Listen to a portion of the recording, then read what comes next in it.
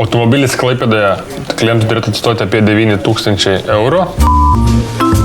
Sveiki, esu Vilius, Bideris LT direktorius. Šiandien apžvelgsime mūsų naujus pirkinius.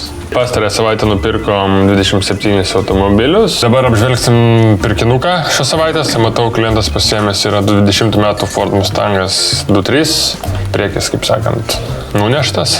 Tampytojai darbą tikrai matau turės. Plius minus tampimo kaina 700. Abu lonžeronai išsisukė. Televizorius keičiasi, sparnai keičiasi. Kapotas, matau, irgi pasikeis. Mano manimu, automobilių į priekį subėgs su dažymu, su tampimais, su visais remontais, su detalėm apie 7 000.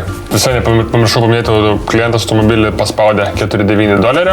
Tai reziumė, kaip minėjau, po visų remontų, po importo procedūrų, automobilis Klaipėdoje klientų turėtų atstoti apie 9 000 eurų, plus dėkime remonto kaštus. Reziumė apie 16 500 turėtų automobilis jau stovėti paruoštas.